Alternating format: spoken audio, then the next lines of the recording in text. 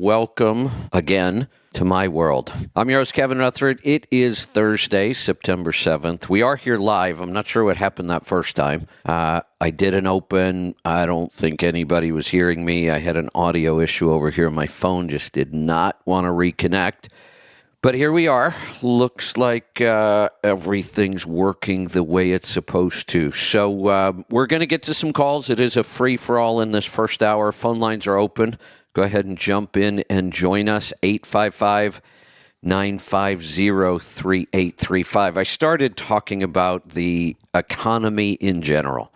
Where are we going with this? What should we be doing to get prepared? What should we be doing with our money or our business? And it is really difficult to try to figure out this economy and where we're going. Some news this morning. I don't think this is good news for the economy at all. I'm not sure why, as a country, we're doing what we're doing. Right now, inflation looks like it's creeping back up again. It looked like it may have been under control for a while. It's climbing again, and energy prices are a big part of the problem. So the last thing we want right now is inflation. Inflation, it could really crash this economy in a bad way. We need to kind of ease out of this, and I don't think we're going to with what's going on with energy prices right now. Energy prices will drive inflation because they affect everything we do. It certainly affects us in transportation. Now, the interesting thing where we are in this cycle, fuel prices are on their way back up. They've gone up significantly in the recent history here, and they continue to go up. Now, for a lot of the people who are already doing well in trucking, this will just help them even more. It does bring some rates back up. The people who are getting good fuel economy will not be hurt by this. The people already being hurt by low freight rates will be hurt twice as bad with high fuel prices. It won't bring the rates up enough to help them, and the fuel prices are going to hurt them. So maybe we just need to wash out more of that capacity sooner. This might do that, but I'm more worried about the big picture economy. I'm not so much worried about trucking. You've either put yourself in a good position and you're still benefiting from freight rates and fuel prices, or you haven't, and you're at risk of going out of business. And for most people, it might be too late to change that. But where are we going in the big picture? Where are we going with this economy? I just don't get it. And all of the news about energy prices is bad. The Saudis and the Middle East and OPEC are cutting production to get prices up. That's their point. They have a lot of control over worldwide energy prices, but we have more. We have a huge impact on energy prices, especially in our own country, and we're not doing anything to fix that. In fact, the Biden administration just announced they are closing a bunch of oil leases in the Arctic. They're doing the opposite of what should be happening. The U.S. should be cranking out oil production to drive prices down. Don't let the Middle East and OPEC control these prices. Energy prices may be the most significant issue right now, and all the news is bad. And this administration has lots of things they could do to drive these prices down, and they're not. And we still have not replenished our reserve, our strategic reserve. We've got lots of bad news around the world with Ukraine and Russia and Taiwan and China, and we could really use those reserves back, but it would be insane to try to refill the reserves at the prices today. But if we were just to crank up oil production again here in this country, we could accomplish both. We could drive those prices down and we could refill the reserve. Why aren't we doing that? It's hard to say.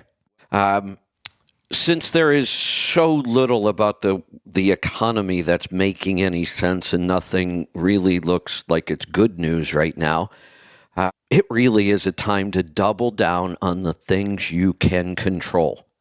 The two biggest things you can control, and I can help you with, and we can certainly talk about it today, your health and your money. You have total control over your health. You have a lot of control over your money. I don't know where to be invested today. I've been talking about this for a long time. Even myself, I don't know. I said I was sitting on a lot of cash because I look around at possible investments and I'm just not excited about any of them. The market is way too hard to predict, the stock market. And if we look at the pattern, it's been on a long climb. It's been at what feels like the top for a long time. It seems like the only place to go is down. So that doesn't feel like a really safe investment unless you have lots of time. If you're in your 30s or 40s, don't worry about the long term or the short term on the market. You should just be dollar cost averaging into a couple of good mutual funds, index mutual funds, the S&P 500. That's a strategy that still works. But if you're into your 50s or 60s, you've got to be careful with that market. We could have a big downturn and it could take a while for it to come back. That's the position I'm in. Where do I want my money at 60 years old? I'm in real estate. I'm not wild about that right now. We just bought an expensive property. Now, I will say this was not an investment property. Had this been an investment property, I would have had to think a lot harder about this purchase. This was more of a personal lifestyle, a long-term purchase that even if we completely overpaid for this property, I don't think we did. I actually think in today's market, we got a real bargain on it. But I'm still expecting some sort of a real estate crash. And if that were to happen right now, the value on that property could go lower than what I paid for it. But it doesn't matter. This is a property that as far as I can tell, will keep forever. So should I have waited? Well, had I waited, this property wouldn't be available. So that was just a tough call we had to make. I'm happy with that call, but again, where do I want my money invested? I'm heavy into real estate right now. The good news is, even if we have a crash, I'm pretty well protected because all the properties are paid for and they can become income producing. So it's not like I need to sell any of these properties if the prices go down. It is a really difficult market to be invested in anything right now. But that doesn't mean there isn't a lot you can do about your financial situation. Pay down debt, save cash. Same thing I've been saying for a long time. Still works. Still what we should be doing. And like I say, when you look at the news, nothing seems to be good right now.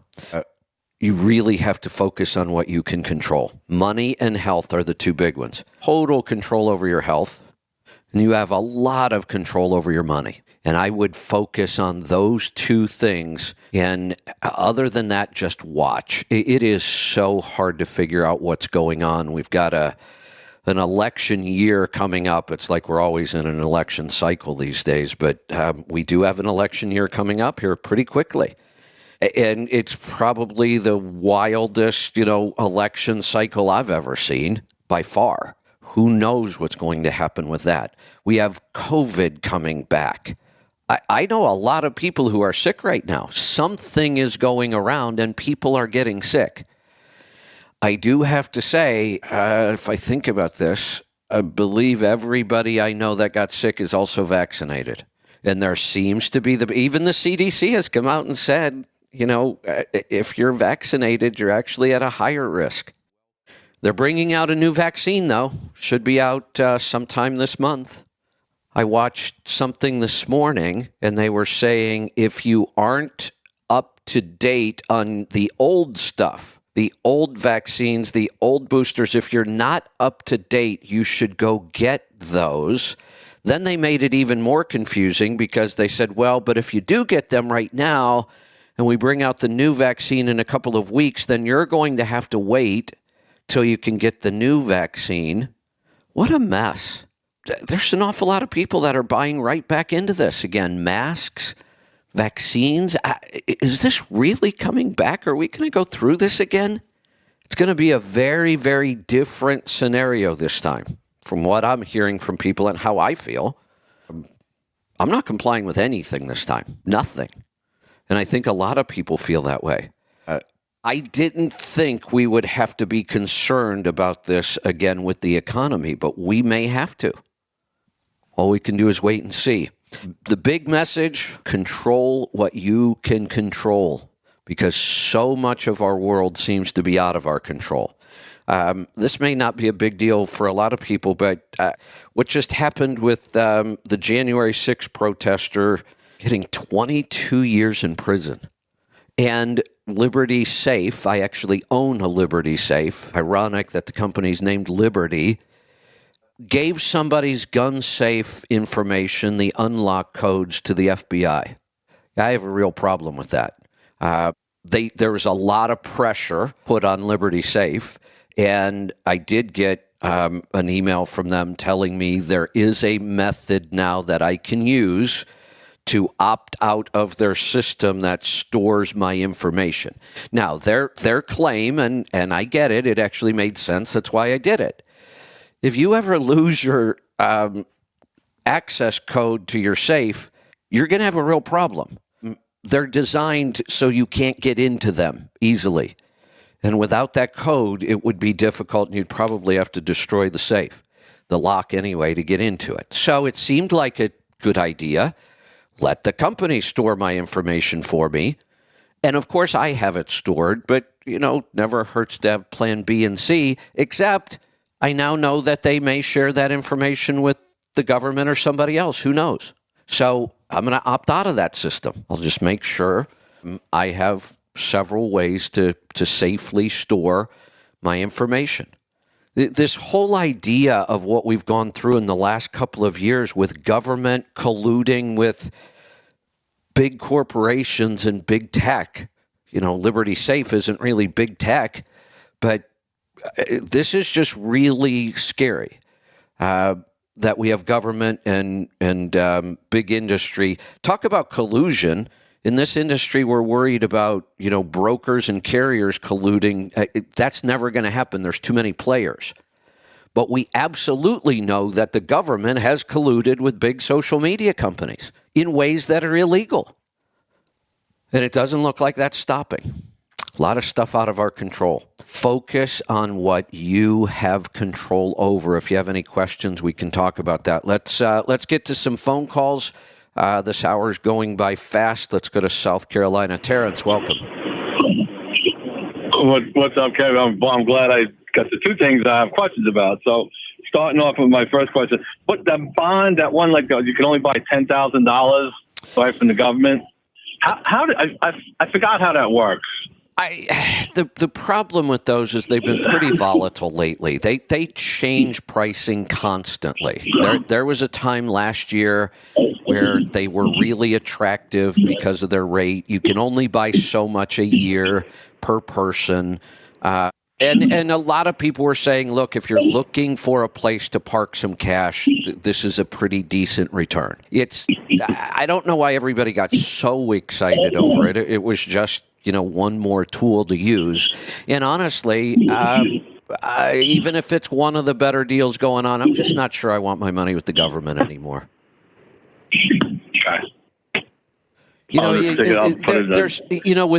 With interest rates going up the way they are, you will see deals out there like the Apple, savings account paying between 4 and 5% interest. CDs are up in that rate. I'd much rather deal with those than government stuff these days. Okay. Cool. All right, then here's the other thing, being that you're just saying, what I did, I got a 401k at work, and the guy that I use for my taxing, he told me put as much as I can into it that I can handle. So I bumped it up about 3 months ago to 33%. Excellent. Should I knock that back? But should I knock that down now with the market the way it's going? Or? Well, hold on, because there's two. I don't even feel it, though. That's the thing. There's two steps. I don't feel the money going out. Right. There's two steps with our money. We have to separate them. There is the saving of money first. We have to save money, meaning if we spend all of our money, we have nothing left to invest. So the first step is saving money. And we tend to get these confused. Then once we save the money, then we determine what are we going to do with it? Where are we going to park it? So I would tell you, continue to have the money taken out of your check. That's the saving step. Once it hits your brokerage, you don't have to invest it into the market. You could just leave it in what they call a money market account, which probably is paying you a couple of % interest. So don't change anything. Keep that automatic savings going. Like you said, you don't even feel it. And I'm saying right now, save cash. Keep saving cash until we figure out what to do with it. So you're on the right track. You just may want to go to your brokerage and say, okay, all of the money coming in right now, let's just park it in the money market account for a while. Okay. Yeah, because I have all the stuff too. I got stuff that I had for a while, and that's in like IRAs, and I don't know if I want to switch that. I got to call him up, the guy I use, because I don't want to be at risk with it, Yeah, and that's his job. And you do need to look at your big picture. You look at all of your money and where it's invested. Some is in your home, some's in IRAs, some's in your 401k. Then we have to look in the IRA, what is it invested in? An IRA is not an investment. An IRA is a box that we put money in to protect it from taxes. Then once it's in that box, we have to decide, what do we want to invest it in? Do we want to put it into mutual funds, or do we want to just park it in a money market account that earns interest and has no risk? You can never lose money in the money market account. I shouldn't say never. What do you? The brokerage could go out of business and broke, but then you have that $100,000 protection anyway. Right. I got I think I got like 247,000. I think between the two accounts. But the thing with that is, see, he's up in New York, and to go. I get him on the phone with it in the quick. He'll take my call right off the get go. But I'm just trying to think. At my age, I'm going to be 59 at the end of this month. I judge it by the way it is. I should start really. You should be more diversified. One of them's in You should be starting to move out of the market. Now, most of the time we don't recommend that, there's some certain age when you hit it, you pull all of your money out of the market. What I usually say is when we get within 10 years of you wanting that money. So maybe your plan is you're not going to retire till you're 75. And if you don't need that money, what it looks like. till you're 75, then you could say, okay, we're 16 years away from that still, or whatever that number was. So we could start to ease out of it. Maybe we take 10% out a year and move it into something a little safer. You don't have to be in a big hurry to get out of the market, because you still have time based on your retirement age. And at some point in there, Social Security kicks in, so you can start collecting some of that. So you just want to look at the big picture. Yeah, he was really good with my mom and all that. Yeah, just decide you might want to start moving some money out of the market.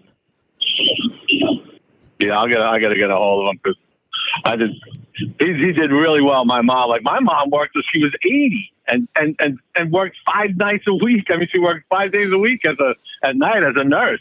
Yeah. And she did fantastic. So he did the right thing.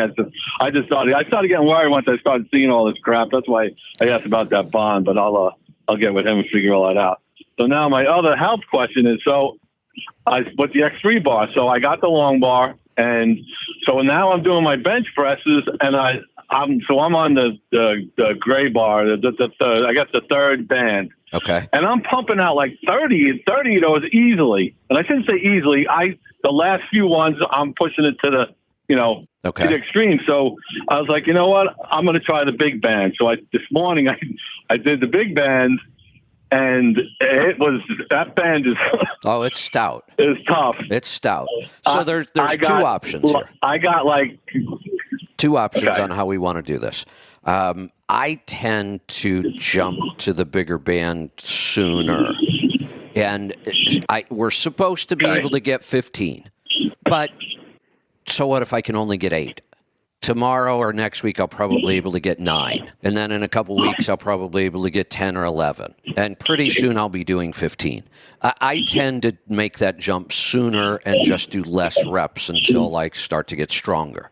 The other option, and both of them work just fine. The other option is to stay on the band you're on, but do it so slow and so strict that you almost can't get 15 out of that one. See, you know what the problem with that? I just say the problem is that like I said, I get up. I kind of base it on 15 minutes in the morning when I do it. So I get everything when 4 days a week. I get up 15 minutes earlier. Yeah. And I Good. do it. So I don't know if I want it. You know what I mean? So what it'll do is if I start going with my thinking is going. I think so today I did 6. I got 6 out of that big band, Just and keep I felt. doing that. I mean, it was tough, but I was like. Okay, yeah, just that's what I keep doing thought. that, And again, my thinking was, if I keep going, and like I said, I knew because like some of them, I always did that. I always did slow. You don't push it all the way. You always keep the tension on it. That's what I was doing a lot too. Instead of fully extending and then coming all the way back, I would just like keep it in that mid range where you always had the pressure on it, Right. And that worked fine. But Yeah, no, you're I'll fine. just keep sticking with the big band, if you're then. doing 6 next week, you'll probably be doing 8. Your body will adapt to that extra resistance pretty quickly. Yeah, I mean, that thing's amazing. Like I said, I'm just shocked at the way you feel when you're doing so it after effective. you're done with it, and Yeah. also the results you get. Yep. Yeah. Yeah. Okay. All right. I'll let someone else go. Thanks, Kev. I really appreciate it with the investment info. I appreciate that, man. You're welcome. Thanks Thank for you. the call. Let's go to Florida. Tony, welcome. Kevin, I was listening to the Twitter space, and something came on there. I've only made it through like September 1st. That fascinated me. Do you remember when you were on there with Reed? I think Matt, everybody was on there, and you started talking about like the strike and how the consumer will get pissed off that they don't have their stuff. Yes. That, for some reason, that fascinates the hell out of me to where I got to thinking, is that not the most important issue that is going on in the world even? Okay, you have trucking, that, and I apologize, I can't hear you really well when I'm on the phone, but if I put it in Bluetooth, it messes up. Okay. It won't sound good. If we did a strike, which I do think is a good idea, I know you don't. It's interesting at the very least. Now people will not have their stuff, but then now my friends, they want truckers to have their a better life. They feel for us, but then when it comes down to it, they're like, how much comfort are they willing to risk for them? That's an interesting dynamic and very important. It's a very interesting dynamic. Let me ask you this. Maybe you should ask your friends how much money they think the average truck driver makes and what the requirements are to become a truck driver. I'm not sure why anybody feels so bad for truck drivers. It doesn't require a high school education. There's no real training requirement at all. I don't have to go to a truck driving school. If I can go pass the test, that's all that's required. I can't think of a lower barrier of entry to a job. And we are now talking about many, many drivers in today's world making 6 figures. What's there to feel sorry for?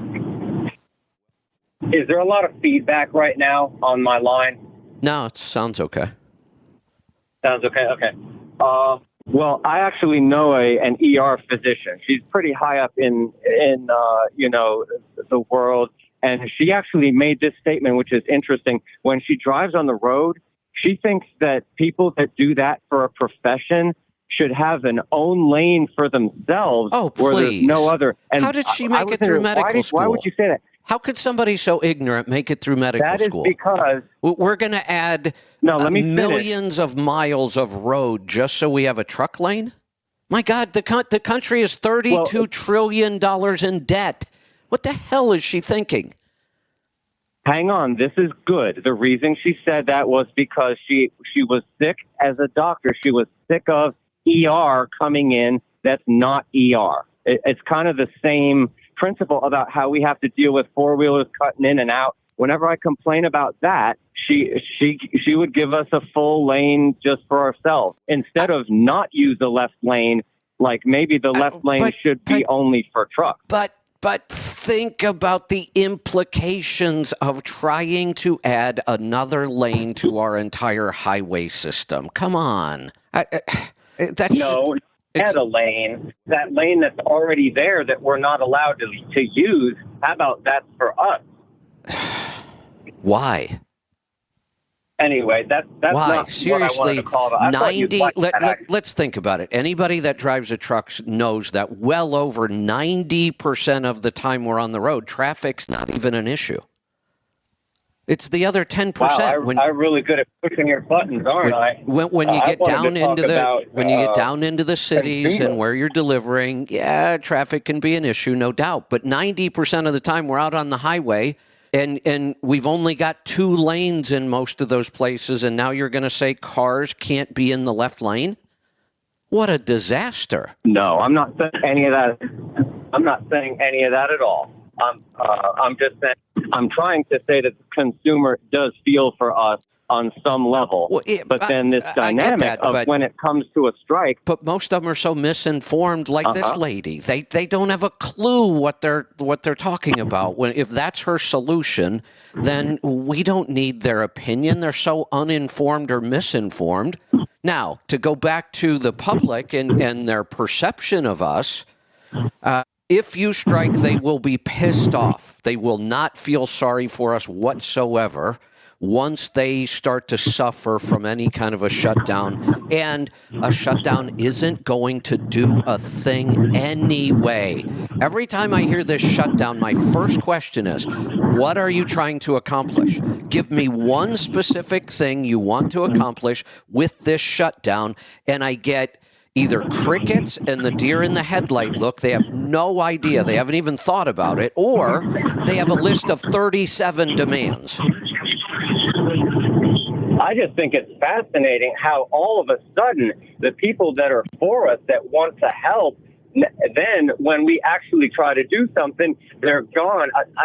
Oh, of course. This has, because they're there, but there's something simple. Just has to be done to keep them on board. The first time they can't get gas in their car, they're pissed. Right. If they just knew how fickle they looked when it comes to that, I think there is room for them to be trained on how to help us. And this dynamic here, it's just, I think it's really important. And it might be the most important issue that we have going in the world, even. You know, the bigger reason why, even though I do touch on this and talk about it once in a while, I don't spend a lot of time on it. There's a really big reason why I won't have the conversation you and I are having very often. Any idea what it might be? There's one big reason not to waste time talking about what would happen if there were a strike. There's one big reason not to spend a whole lot of time on that. It's never going to happen. Well, because it's not going to happen. Exactly. That's it right there. That's the key. It can be fun to talk about and debate, but in reality, it's never going to happen. All right. Can I talk about getting paid to advertise like people are accusing you of? Because I have a good pushback on that. Would you think Rush Limbaugh had a big following? Huge. Yeah. Well, yeah. Now, he would regularly go on the program on his time and inform the audience, all of those people, that the advertisers were kind of like his pawns, where he would charge them, didn't even care who they were or what they stood for, to charge them confiscatory advertising prices. And I have firsthand experience. One of them was an absolute crook. I trusted him. I didn't know he was doing this. I went to one of them. It was to sell my house, like some sort of get out of your Oh, the yeah. house Yep. company that helped you sell it. Yeah. They were absolute crooks. They tried to steal $4,000 from me, high pressure. But there's nothing wrong with that. You don't do that, but you could. That's good business, and he did it, and everybody knows who that is. Yeah, we've actually taken the opposite approach. We don't have commercials at all anymore.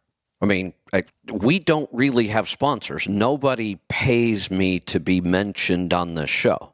We don't do commercials, so you can't buy commercials from us. We do have partnerships, and I'm always willing. We're totally transparent. We'll tell you every company that we have a financial arrangement with. But it's not as a sponsor or advertising. They're partnerships that just make sense for our tribe.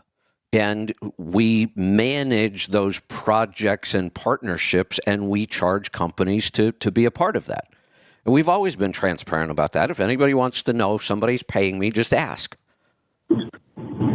Yeah, and just the simple fact is that you could. Oh, yeah. And it wouldn't necessarily be wrong. And the fact that you don't is to your honor. Yeah, we could take our clock schedule and say, look, we're going to do just what Sirius does and what everybody else does on radio. We're going to set aside 12 minutes out of every hour for commercials. And with our following, we could charge a lot of money for those commercials. And that would pretty much make our business plan work. I wouldn't have to, ask people to support us and buy stuff out of the store. We just, we collect the money from the advertisers instead. I just hate that model. I hate commercials. I don't want to ever be beholden to any of those companies. We tell them all the time. We have fired our customers many times. One of the things that we'll get, it doesn't really work this way anymore, but when we were kind of using more of a sponsor-like model, one thing that would get you fired in a heartbeat was to ever send me a message, a phone call, a voicemail, an email that I missed an opportunity to promote your product. And I had vendors that did it. They'd listen to the show and they'd send me a message. That call the other day was a perfect time to promote our product and you didn't do it. I'm sorry, you're fired. That's not how the show works. Yeah, I'll decide when we're going to talk about something, not you. Yeah, right. And I'm one of those. Now moving along to something that's probably more interesting to you, if there's time. What do you think about this? I heard TJ, which I love listening to, by the way. Don't you love him? TJ's awesome. He said he's having trouble finding owner-operators with their authority. What do you think about me getting his number and contacting him? I think it'd be a great idea. He's a great resource in trucking. He moves a lot of freight around. He understands this industry from every angle. I've talked about this. He started as a one-truck owner-operator, so he gets that. He knows how to build a company from next to nothing. He built it to 80 trucks. I think you could say that. He's got 3 terminals, California, Texas, and New Jersey. He is a broker, and he is a shipper and a receiver. He moves freight between his 3 terminals just like a shipper and a receiver. He either calls a trucking company and schedules a truck, or he calls a broker and schedules a truck. So he operates in all of the areas that we deal with in trucking. So he understands trucking from all of those angles. That's valuable. Yeah, I figured you would say it. And when he said he was having trouble finding owner-operators with their authority, that just spoke to me. I don't know if I would have to be required to carry my turbo clamps and pipe. Who did you think that was Bruce was talking about on the PA Turnpike, by the way, with a pack car that... Yeah. Kevin, and so we'll talk about this if there's time. What about, you talk about business, fuel, finding loads, and driving the truck. Can I say, am I allowed to say that is enough? I am outsourcing my maintenance, and that proved it. Is that okay? Of course. We can't do everything in our business. Maybe in the very beginning when we're really small, we do it all. But at some point, if you plan on growing, you have to start outsourcing something. Yeah. So, but he got me, didn't he? Yeah. I just went through that day, and Yeah, I yeah, know. that was me up there. Yep. He got me. All right. All right. Oh, I do have Go other stuff if there's time. I have something else that's big, too, What do you if there's got? time. What do you got? Well, you're never going to believe this. You were also talking about productivity on the docks, where you go into these huge warehouses that make you sit 6 hours. Remember that? Yeah. And you're talking about how do they pay them? Why don't they get paid on productivity? Well, you go into, think of the largest distributor that you can go into that a lot of our listeners are probably in right now. That takes a long time. I worked at Walmart for 4 years, not all on the receiving dock, but I have significant experience there. So I bring value. They actually do pay for productivity. Can you believe that? But before you lose your mind, it's not much, but they actually do. There's a lot of politics involved, but they give a small increment for productivity on that dock. It's good. I mean, we know that the dock situation at a lot of places is a mess, and trucking kind of shoulders that burden. And I'm all for finding ways to improve that, but in my mind, it's never another government regulation. It's just not. All right, we do have to keep moving through the calls here. We've got about 15 minutes before Rolling Toe's going to take over. Paul, what's on your mind today? Howdy. Unpaid contributor chiming in. So there you go. You or Tony talked about misinformed or uneducated. Well, unless you've been in a coma for the last 3 or 4 years, why are people rushing out to get vaccinated is my question. I am shocked at, I think what's happened, really, I can't imagine how this is occurring other than we have this divide in the country. The vaccine was a huge divide. You either believed in it and took it or you didn't. There didn't seem to be anybody in between. And what happens in human nature is it is hard to pivot from something that you defended so hard. These people bought into this, and it's very hard for them to buy out of it now. They don't want to be wrong. So they're actually doubling down on this insanity on masks and vaccines. And so far, I haven't heard about lockdowns. But, man, if those come back. So I just think these people are so entrenched. They've defended their decisions so hard that they just can't let them go. Oh, I think I'm losing my signal. I'm still hearing you now. They come out and they talk about, our press secretary at the White House comes out and talks about how effective this new vaccine is. Well, wait a minute. Where's the trial? Yeah. How do we know it's effective? You guys just keep saying this all the time. Safe and effective. None of the evidence that I can find points to either safe or effective. And yet they just keep saying it. Well, if you repeat something long enough, people will believe it. That's exactly what's happened. And this is so personal and so big that once they buy in, they just have a very hard time opening their eyes and thinking, maybe I just got this wrong. Yeah, crazy. So, and then that guy that was on Spaces last week that wanted the Brokers Limited. Yes, I think he must have sounded like he had quite a few trucks and he had emission troubles and he went back an older pre-emission truck is what I gathered from it. But because he talked about carrying spares and having to repair hydraulic leaks and everything like that. Well, my truck's 10.5 years old. In 10.5 years and 1.2 million miles and probably about 11,000 vehicles delivered, I've had 6 hydraulic repairs on the trailer. Nothing major. My thought when I hear these people that have so many maintenance issues all the time are, what are they doing so wrong? I owned a lot of trucks for a lot of, and still own a lot of vehicles and put a lot of miles on vehicles, and they just don't break that often.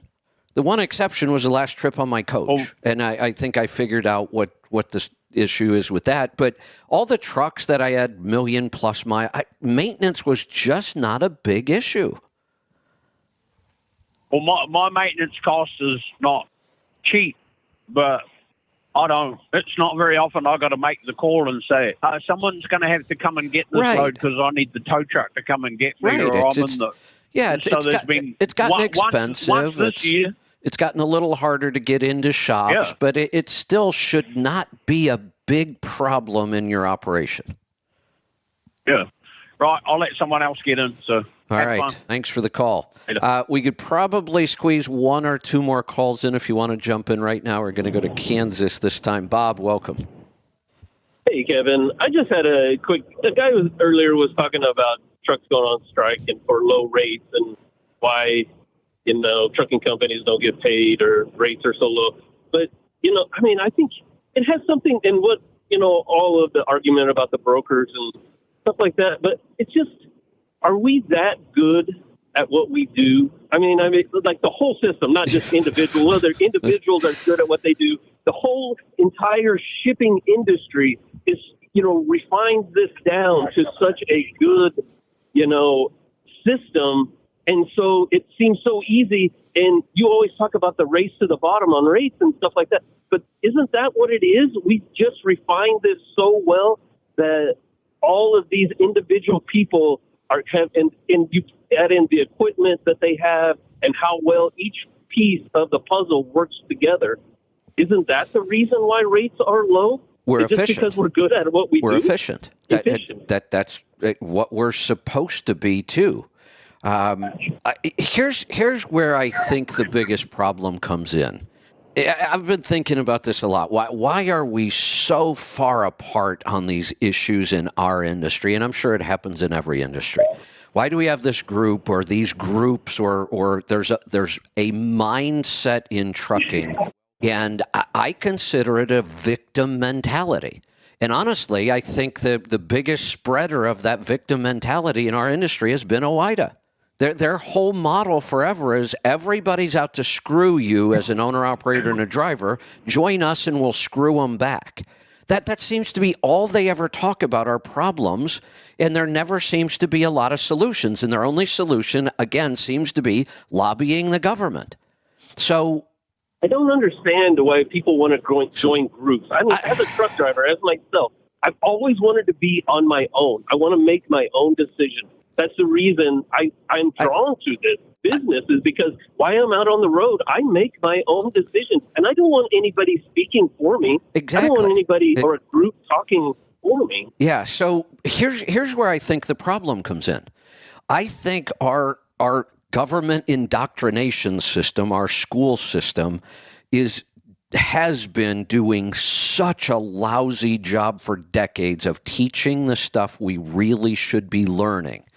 We now have people who can't understand that if they are asking the government to set a rate in business for anybody, if they're asking to cap brokers, that is asking the government to come into business and control rates and pricing. That is communistic. And you can tell people this, and they look at you like you have three heads, and they don't understand what you're trying to say. That our system has never worked that way, shouldn't work that way. We got rid of that. I shouldn't say it never worked that way. In trucking, it actually was that way before deregulation.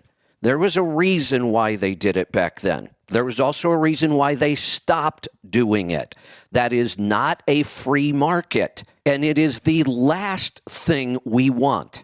The absolute last. We do not want government being able to tell any business what they can charge somebody else. And you can't get them to understand how that is a core principle. If you can't get this, then there's no point in us talking about this. I do not want to live in a And there's no country point that where they the should be in government gets to business. tell private businesses how much they can charge. If we can't get past that point, there's no point in even talking about this. And yet I am shocked at how many And the people, people who- Americans, who grew up, who are in business and still don't get this concept. Well, I think that there's so many of these guys that jumped into business that were good drivers, guys who understood how to operate a truck, but they have no business being in business. Correct. They don't understand that principle Correct. that you just told us, that you have to understand when you're in business, you're taking a risk. And then you also have to figure out what you're good at. And you got to exploit other people. That's how you start your show. Not exploit them, but exploit yourself in the service of other people. Right. And then sometimes it may not work, no matter how hard you try. That's a key point right there that we have to get across. You are not entitled to a profit. They all act like I got into business, I bought a truck, I do all the work, I'm entitled to a certain rate, and that rate better make me a profit.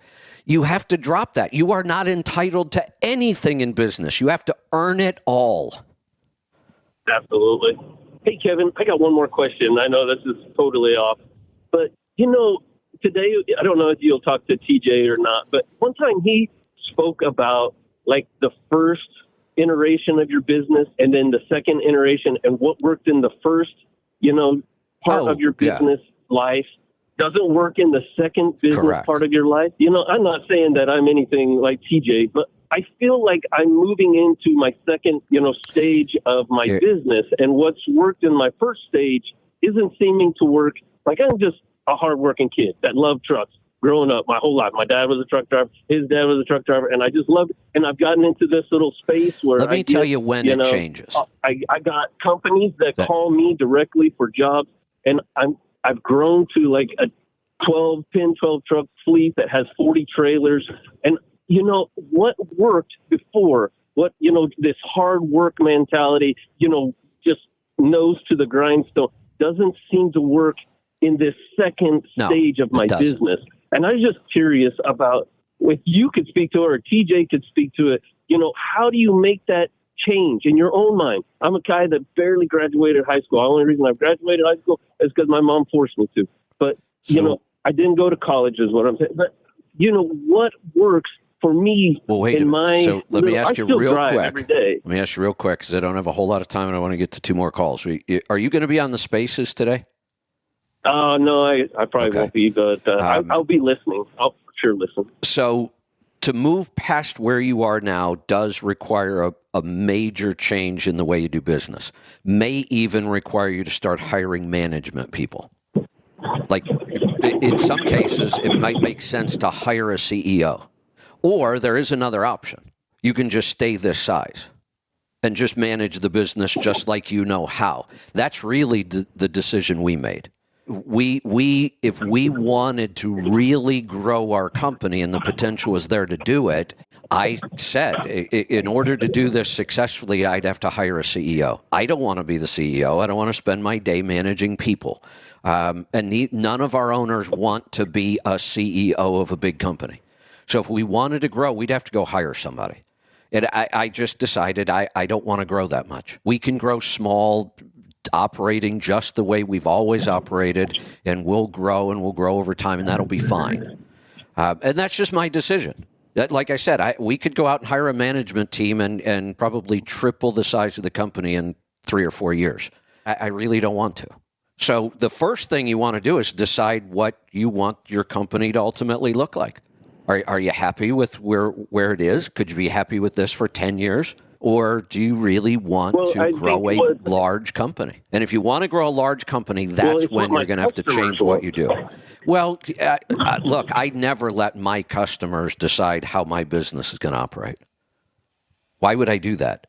I will determine how my business operates, and I will make sure that however it operates, it provides maximum value to those customers. But I really don't let customers make a decision on whether I'm going to grow my company or what products we're going to offer. That's me. I just need to make sure we're offering something that has value that somebody's willing to pay us for. I kind of owe my customers. They've grown me to where I am at today, and they're still growing. And they look at me and they say, look, "You need to grow with us." Let me maybe adjust your thinking on that. You know me. Business is all about providing value to your customers. I'm all about customers, but I will not let them make those kinds of decisions, because here's what I promise you will happen.